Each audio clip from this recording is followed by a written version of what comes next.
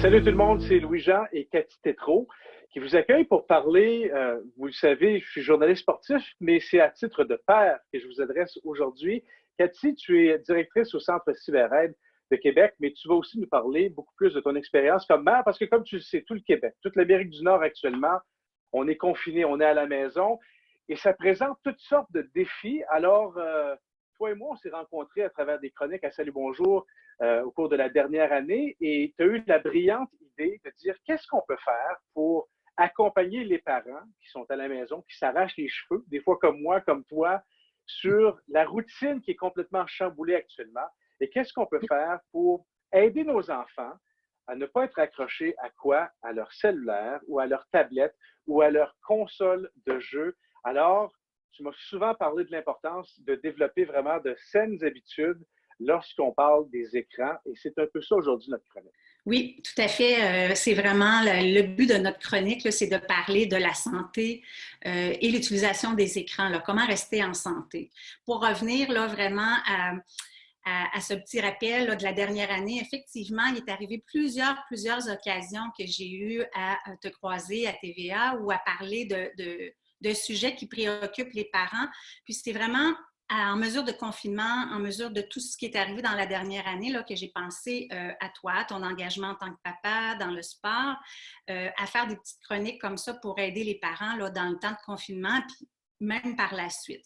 Alors, ce qui est important, là, c'est vraiment, on va parler des saines habitudes de vie pour la santé, on va donner de l'information aux parents pour qu'ils puissent justement acquérir là, vraiment et accompagner leur enfant pour développer une saine habitude de l'utilisation des écrans, là, de tous les écrans.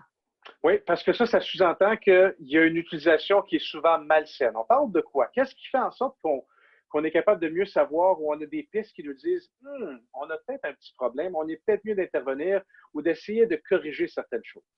Oui, mais tu sais, quand on parle de problème, on ne veut pas aujourd'hui dire que tout le monde va tomber cyberdépendant ou tout le monde de l'utilisation abusive. Ce n'est pas ça qu'on veut dire. Quand on parle de problème à la maison, dans le temps de confinement ou pas, les parents m'appellent. Les parents se préoccupent parce qu'elle est où la limite? Là, pendant le temps de confinement, on va dire que la limite, c'est à part du temps de devoir. En partant, là, tout ce qui est écran utilisé de façon utilitaire, on tasse ça. On va se préoccuper plus des activités ludiques en ligne. On va se préoccuper du sommeil. On va se préoccuper aussi que c'est l'importance de manger avec la famille et pas devant les écrans. On va aussi s'assurer que nos enfants développent un peu d'autonomie de jeu. Les plus petits, par contre, on les laisse créer des jeux, on les laisse faire aussi. Donc, ce qui est inquiétant dans tout ça, c'est elle est où la limite?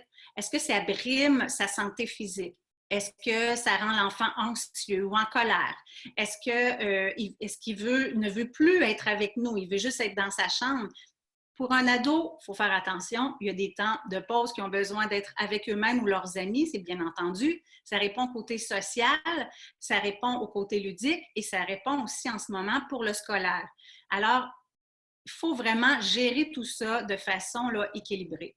Et c'est drôle parce que je suis dans la chambre de ma fille, tu es dans un bureau chez toi, alors on s'est comme créé un petit mini-studio pour pouvoir parler de tout ça. Et ça me fait sourire ce que tu racontes là parce que écoute, ça m'est arrivé. Je ne dois pas être le seul parent à qui c'est arrivé qu'un moment donné, mon garçon avait son je sais pas trop quoi. C'était pas un cellulaire, c'était pas un iPhone, c'était un iPod en dessous de son oreiller lorsqu'il allait se coucher. Fait que, écoute, ça arrive aussi beaucoup aux autres. Mais comment on fait pour savoir si notre enfant a un problème? Le problème, c'est peut-être un gros mot. Mais s'il est peut-être un petit peu trop accroché à ses écrans. Bien, dans un premier temps, là, en ce moment, comme je vous dis, c'est peut-être pas le temps d'utilisation là, qui va être évalué en ce moment parce que c'est que ça qui leur reste en ce moment, là, de côté amusant. Comment évaluer si notre enfant, je ne pense pas que votre garçon ait un problème parce qu'il a caché son iPod en dessous de son oreiller.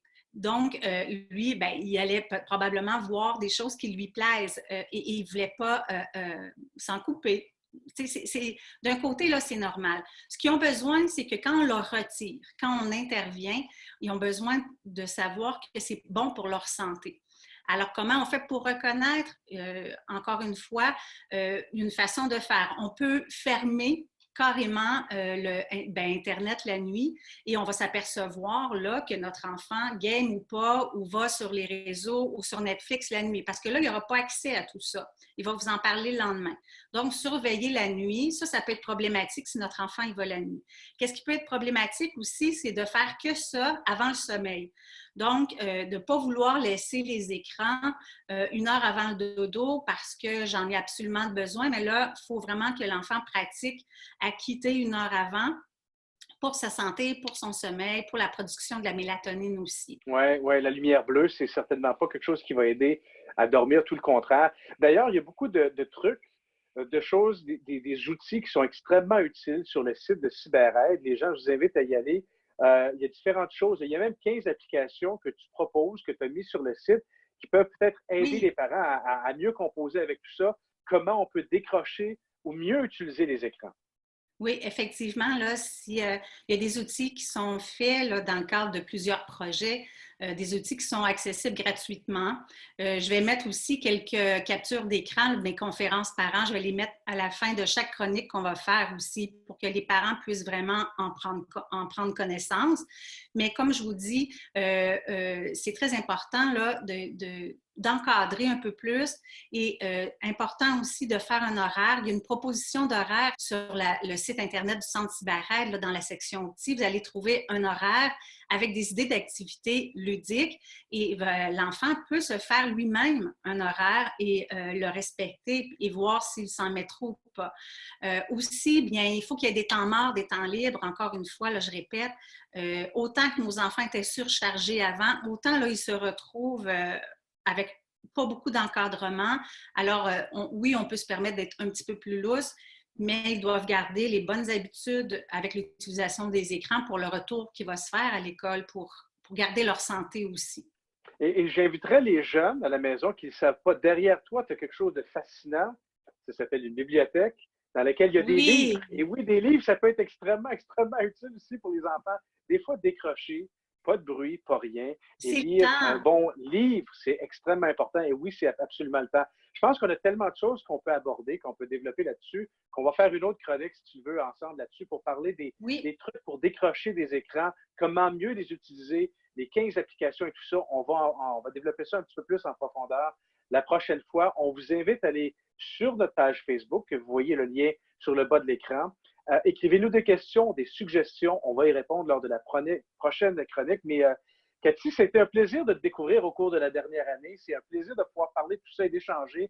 Et surtout, pour moi, je me sens comme si ça m'aide. Ça m'aide comme de me rendre compte que je ne suis pas fou, je ne suis pas complètement fou. Puis il y a des choses qu'on peut faire parce que, sais-tu quoi, la technologie elle est extraordinaire, mais il faut savoir bien s'en servir. Oui, tout à fait. Puis je suis contente si ça peut déjà aider une personne.